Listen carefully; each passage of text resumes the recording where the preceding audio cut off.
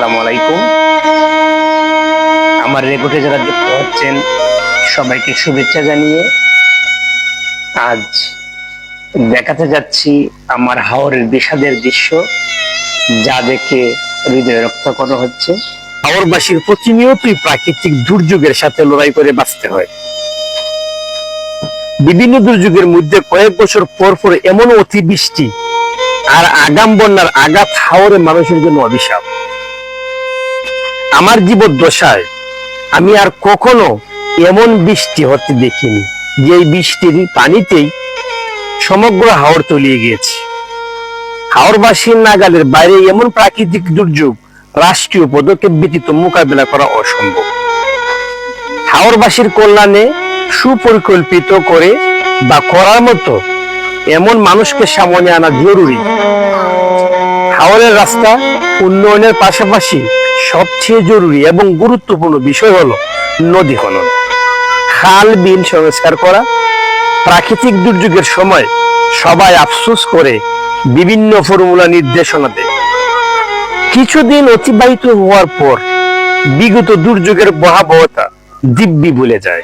প্রকৃতির নিয়ম অনুযায়ী ভবিষ্যতেও যদি এমন বৃষ্টিপাত হয়, জলাবদ্ধতা সৃষ্টি হয় আর হাওর তলিয়ে যায়, তাহলে এই কৃষকের অবস্থা কি হবে একবার ভাবুন।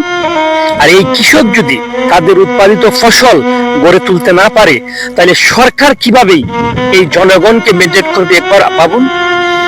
আর এই জনগণ যদি তার খাদ্যদ্রব্য, অন্ন, বস্ত্র, চিকিৎসা সঠিকভাবে না পায়, তাহলে এই দেশের অবস্থা কি হবে তা গভীরভাবে চিন্তা করুন। ক্ষতিগ্রস্ত কৃষকদের পাশে সরকার দাঁড়াবে। তারা ইতিমধ্যে ঘোষণা দিয়েছে 3 মাস পর্যন্ত প্রণোদনা দেবে, কিন্তু বাকি 9 মাস এই কৃষকরা খাবে কি? তার ছেলে সন্তান, মেয়ে সন্তানরা পড়বে কি? কে চিকিৎসার টাকা দেবে? কে পড়াশোনার টাকা দেবে? ভাবে কোথায়?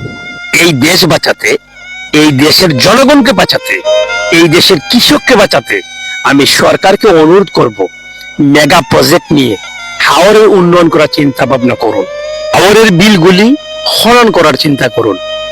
হাওরের খাড়াগুলি খনন করে নদীর সাথে অ্যাডজাস্ট করে দিন, যাতে করে পানি নিষ্কাশনের ব্যবস্থা হয়।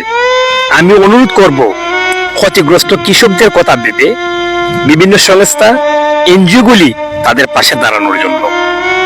আমরা তো এই গ্রামেই বড় হয়েছি, জন্ম হয়েছে এই গ্রামেই, এই হাওরের থেকে আমরা বড় হয়েছি। এই হাওর ছেড়ে আমরা পালাবো কোথায়? পালানোর তো কোনো জায়গা নেই।